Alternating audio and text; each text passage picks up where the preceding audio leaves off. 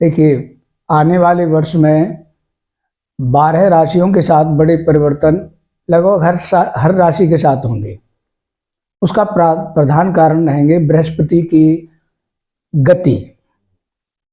मई 2025 से बृहस्पति अतिचारी हो जाएंगे और ये बहुत लंबे समय बाद ऐसा होने जा रहा है, जिसके कारण 12 राशियों के लोगों के साथ तरह तरह के प्लस माइनस तरीके के घटनाक्रम घटेंगे और गुरु का सबसे अधिक प्रभाव 12 राशियों पर चमत्कारिक तरीके से पड़ता रहेगा।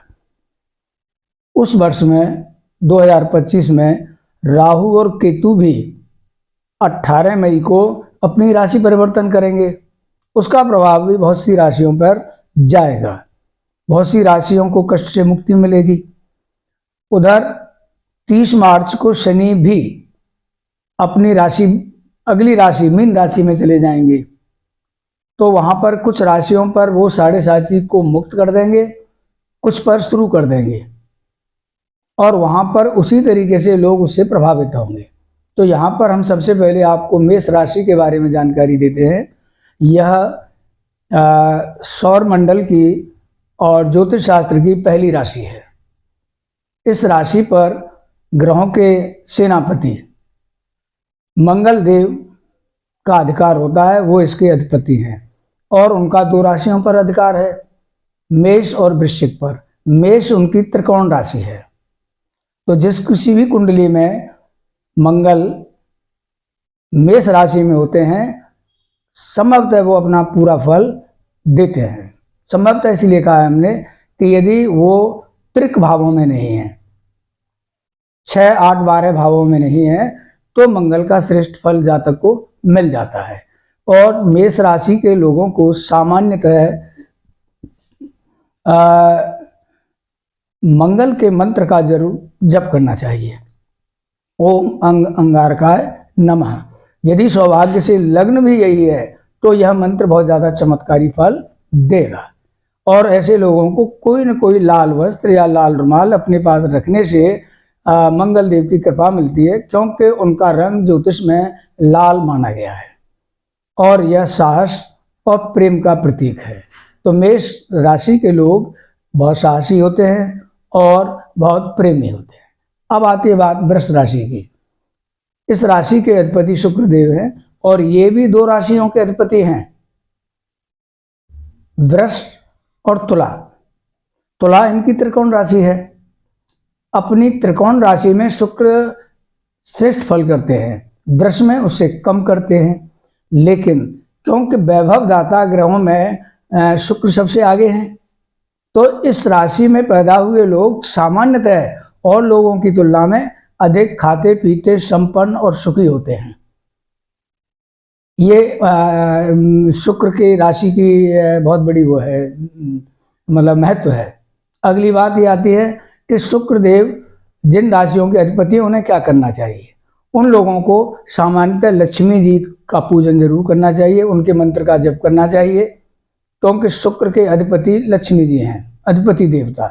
दूसरा, शुक्र के मंत्र का ओम शुम शुक्राय नमः का जप करने से बहुत लाभ मिलता है। यदि सौभाग्य से वृष और तुला राशि ही लग्न है व्यक्ति की और राशि भी यही है, तो शुक्र का मंत्र बहुत चमत्कारी फल देगा। और इस राशि के लोगों को सामान्यतः शरीर के ऊपरी भाग में श्वेत वस्त्र धारण करने से बहुत लाभ मिलता है और ये बहुत ऐशो आराम की जिंदगी जीते हैं। धन का इन पर अभाव रहता ही नहीं। आते हैं मिथुन राशि पर। इस राशि को बहुत अधिक चतुर राशि माना गया है। तो मिथुन राशि के जो लोग होते हैं बहुत चतुर होते हैं, दूरदृष्टि बहुत तेज होती है इनकी और वो भांप जाते हैं कि यहाँ भी उनका कोई संपर्क या कोई बात होती है तो वो भांप जाते हैं कि ये हमारे लिए नुकसानदेह सिद्ध होगा या हमारे लिए भला सिद्ध होगा। अब इसकी स्वामी हैं इस राशि के बुध। तो बुध 2 राशियों के अधिपति होते हैं, मिथुन और कन्या। कन्या इनकी त्रिकोण राशि है, तो कन्या राशि में मिथुन राशि की अपेक्षा बुध ज़्यादा अच्छा फल देते हैं। ये इस बात पर डिपेंड करता है कि वो कहाँ हैं। यदि कुंडली में त्रिक भाव में नहीं है, यानी 6, 8, 12 भावों में नहीं है, तो अच्छा फल मिलता है। बुध की एक खूबी और है, केंद्र में आ जाएगा अपनी ही राशियों में, तो ये निष्फल हो जाता है, अपना फल नहीं दे पाता है। तो मिथुन राशि के लोगों को बुध के मंत्र का जप करना चाहिए, ओम बुम बुद्धाय नमः, और दुर्गा जी की आराधना करनी चाहिए, क्योंकि बुध ग्रह की अधिपति जो देव हैं वो दुर्गा जी हैं। और ऐसे लोगों को जब कभी भी कोई बहुत परेशानी नजर आए तो निसंकोच पक्षियों को दाना चुगाना चाहिए, पौधों में पानी लगाना चाहिए, ठीक है। और यदि बुध कन्या राशि में नहीं है, बाकी किसी भी राशि में है, तो मूंग का दान करने से सारे संकट पार हो जाते हैं। मंत्र है ओम बुम बुद्धाय नमः, ओम श्री दुर्गाय नमः। और इन लोगों को कोई न कोई अपने पास हरे रंग का कोई वस्त्र, रुमाल, ऐसी चीज अपने पास रखनी चाहिए। ये साल का इनके ऊपर क्या प्रभाव पड़ेगा, ये भी हाँ, ये आपने बहुत महत्वपूर्ण प्रश्न किया है। 2025 में सर्वाधिक जो इफेक्टेड राशि होगी बृहस्पति से, वो मिथुन ही होगी। क्यों कि मिथुन राशि में ही बृहस्पति का अत्याचार शुरू होगा। गुरु जो है मिथुन में, वृष के बाद जब मिथुन में जाएंगे तो वहां पर अत्याचारी हो जाएंगे। तो मिथुन राशि के लोगों के जीवन में गुरु के ट्रांजिट होते ही एक उथल पुथल जैसी होगी, कभी बहुत बड़ा लाभ होगा, कभी बहुत बड़ी हानि होगी। तो इससे बचने के लिए उनको गुरु की साधना करनी चाहिए, गुरु के मंत्र का जप करना चाहिए। तो इसका सबसे अधिक प्रभाव जो है मिथुन राशि पर ही आएगा। अब कुछ क्लियर हुआ आपको? और मिथुन राशि के लोगों को जो मैंने कहा है, बुध के मंत्र का जप अवश्य करना चाहिए। अब आते हैं अगली राशि कर्क पे। कर्क पर 2025 का क्या प्रभाव रहने वाला है? हाँ, कर्क का ये होगा कि यहाँ पर धर्मार्थ व्यय बहुत होगा लोगों का। इसलिए होगा कि जैसे ही गुरु उसमें जाएंगे, मिथुन राशि में जाएंगे, अत्याचारी होंगे, तो धर्म कर्म पर, तीर्थ यात्रा पर ये लोग बहुत अधिक धन व्यय करेंगे, पुण्य के कार्य भी करेंगे। अच्छा, दूसरी बात, कर्क राशि में राहु का प्रभाव चेंज हो जाएगा, परिवर्तित हो जाएगा। इस समय राहु का प्रभाव कर्क पर ज्यादा अच्छा नहीं चल रहा है। तो इस तरीके से कर्क राशि के लोग जो हैं भावनात्मक बहुत होते हैं और धर्मार्थ, और ऐसे लोगों को यदि ग्रहों के कुप्रभाव से बचना है तो ज्योतिष शास्त्र कहता है उन्हें अपनी माँ या माँ के समान महिलाओं की सेवा करनी चाहिए, उन्हें प्रसन्न रखना चाहिए और उनका आशीर्वाद लेना चाहिए। ऐसे लोगों को प्रायः श्वेत वस्त्र पहनने से बहुत अधिक लाभ होता है।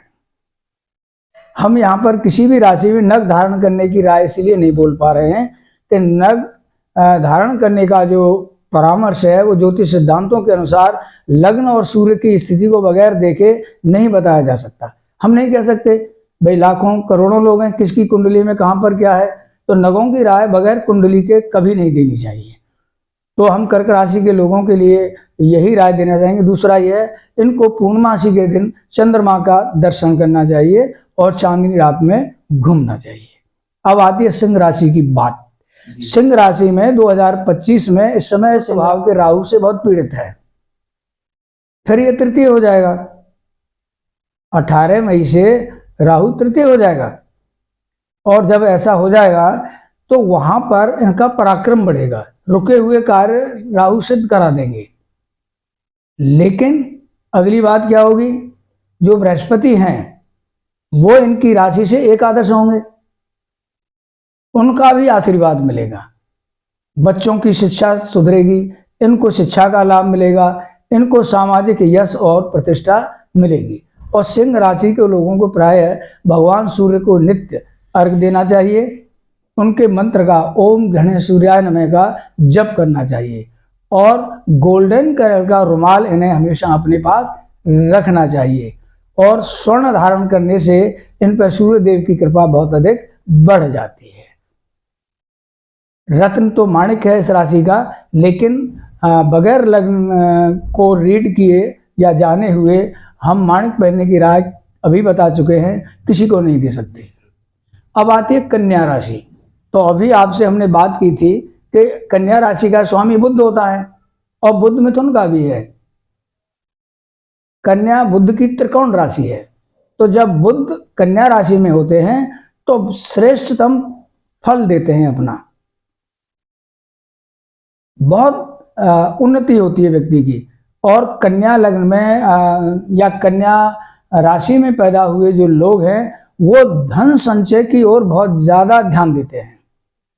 धन अर्जन के से बड़ा इनके लिए कोई उद्देश्य नहीं होता, और उसके लिए ये कितनी ही मेहनत करें या कोई भी रास्ता अपनाएं, धन के लिए ये बहुत अधिक लालायित रहते हैं, ये हम कह सकते हैं।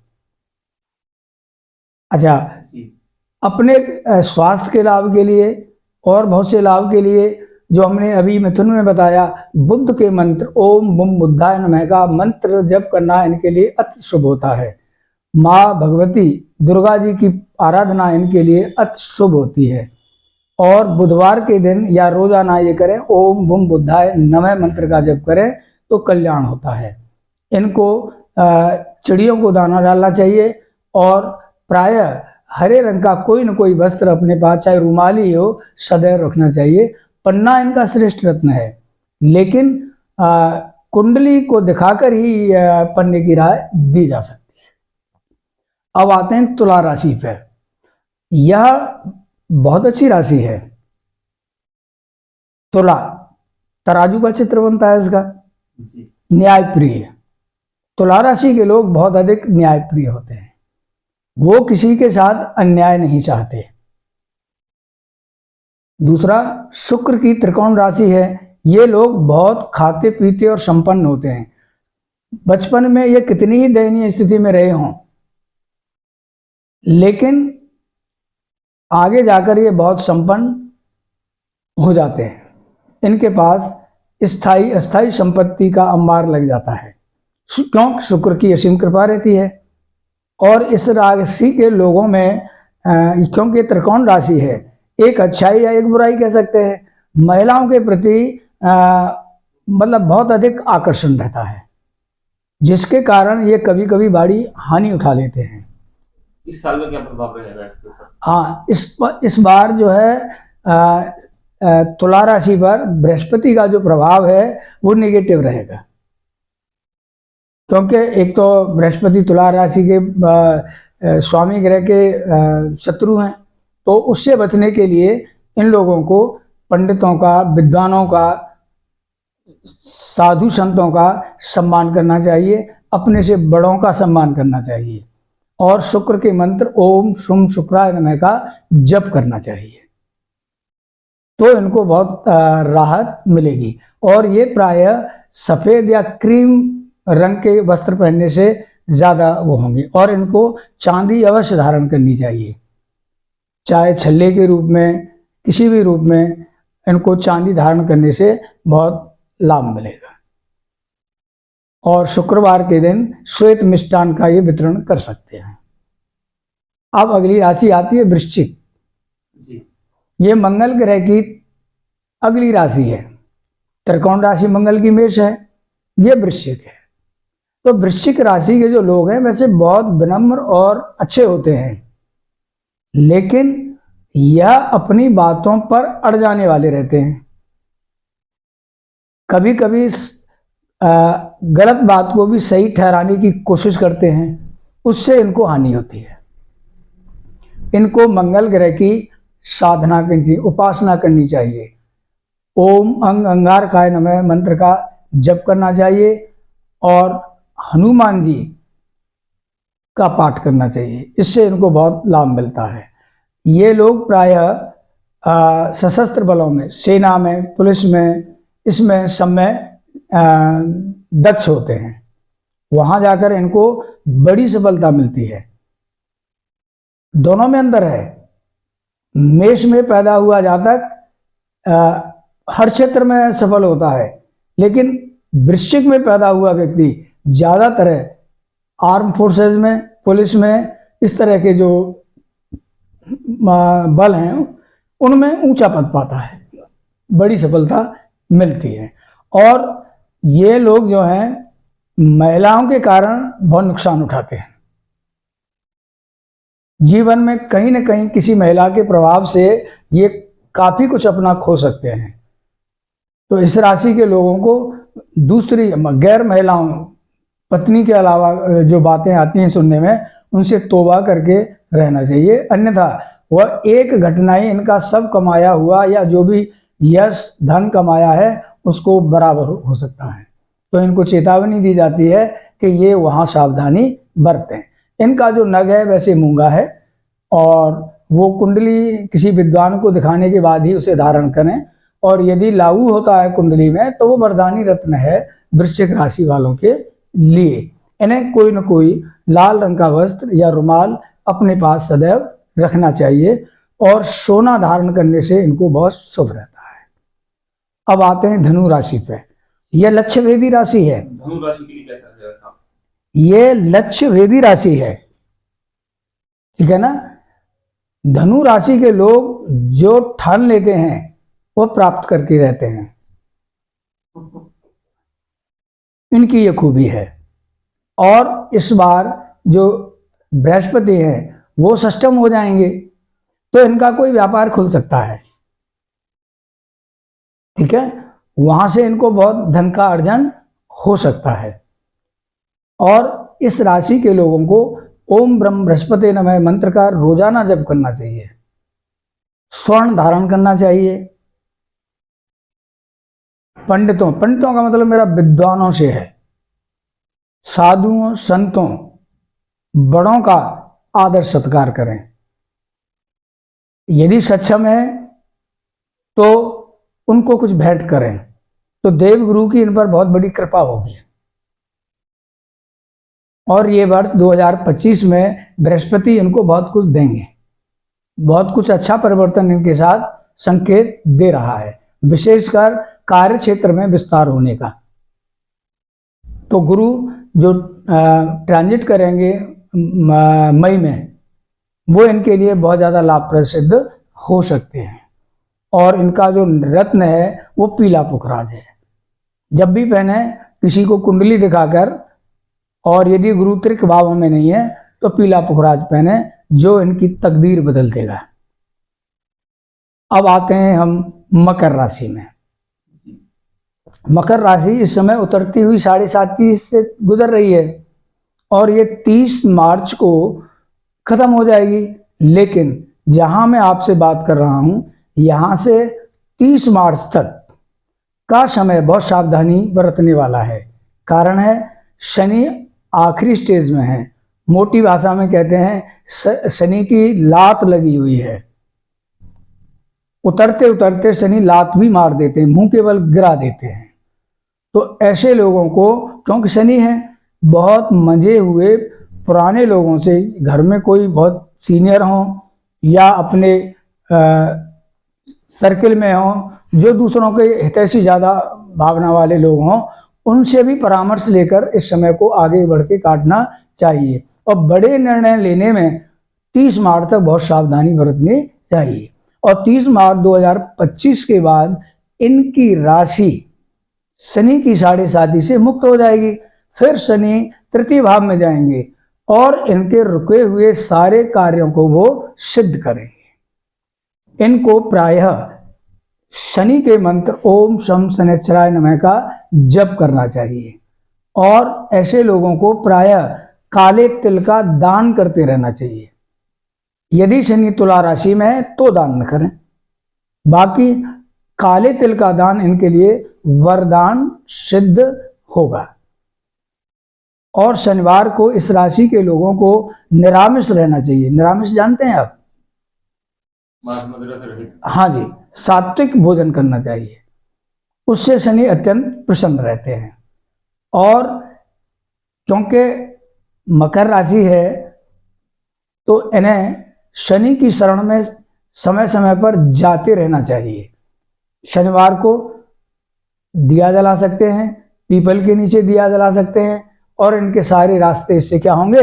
खुले रहेंगे। दूसरी बात, भैरव जी की ऐसे लोगों पर बहुत बड़ी कृपा रहती है। तो इनके लिए देव रूप में भैरव जी हैं और जिनका मंत्र है ओम श्री भैरवाय नमः। और ये हम विश्वास दिलाते हैं कि कोई परेशानी आए और इस राशि के लोग भैरव जी को याद करें, उन पर जाकर के प्रसाद चढ़ाएं, नमकीन साहब जो भी है, और तो तुरंत इनके मुसीबत जो है टल जाती है, हट जाती है। अब आती है कुंभ राशि। कुंभ राशि के स्वामी भी शनि देव हैं और ये इनकी त्रिकोण राशि है, इनको अति प्रिय है। भले ही साढ़े साथी की दौर से गुजर रहे हैं इस राशि के लोग, लेकिन उन्हें प्रसन्न होना चाहिए कि कुंभ राशि के लोगों को शनि न के बराबर प्रभावित करते हैं, बल्कि जाते जाते कोई फायदा ही दे देते हैं। अभी राशि में परिवर्तन होगा तो इनकी जो है दूसरे राउंड की साढ़े साथी पूरी हो जाएगी, आखिरी दौर की चलेगी और वो इनके लिए लाभान्वित होगी। बहुत अच्छा करके इनको शनि महाराज कृपा करेंगे। इनको शनि के मंत्र का जाप ओम शम शनिश्चराय नमः, भैरव जी के मंत्र का जाप ओम श्री भैरवाय नमः, और शनि से संबंधित वस्तुओं का दान पुण्य करना चाहिए। अगली बात, इन्हें बुजुर्गों का बहुत सम्मान करना चाहिए, मजदूरों को प्रसन्न रखना चाहिए। किनके लिए बात कर रहे हैं हम? कुंभ राशि के लिए, क्योंकि ये शनि महाराज की त्रिकोण राशि है। नौकर चाकरों को खुश रखें।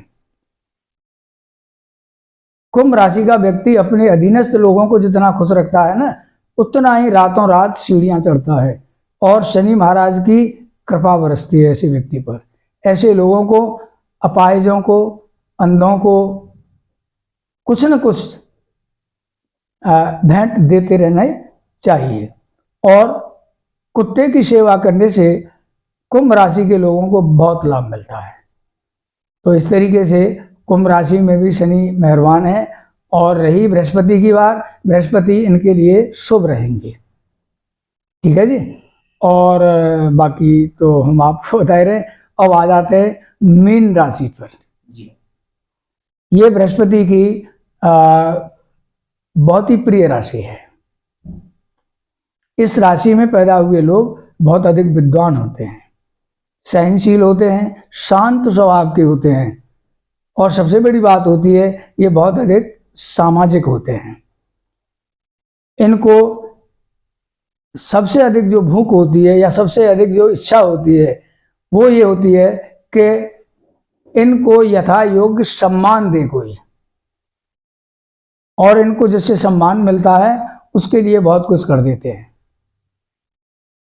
अब क्योंकि जो बृहस्पति हैं अब अत्याचार करेंगे मई में जाकर के, तो वहां इनको लाभ मिलेगा। मतलब 1 और 11 वाली पोजीशन बृहस्पति इनके लिए करेंगे।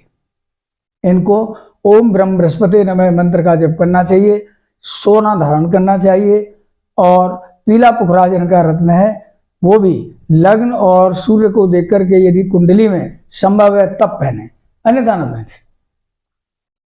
और देवगुरु के लिए केले के नीचे यदि कोई परेशानी चल रही है तो घी का दिया जलाने से बृहस्पति बहुत प्रसन्न होते हैं। हल्दी का दान कर देना चाहिए, और पीले रंग का वस्त्र या रुमाल अपने पास रखना चाहिए, क्योंकि रोज तो कोई व्यक्ति पीले या किसी खास रंग के कपड़े नहीं पहन सकता। तो ज्योतिष में विधान किया गया है कि आप उसे घर से संबंधित रंग का रुमाल अपने पास रखिए, और इनको स्वर्ण धारण करने से बहुत शुभ फल मिलते हैं।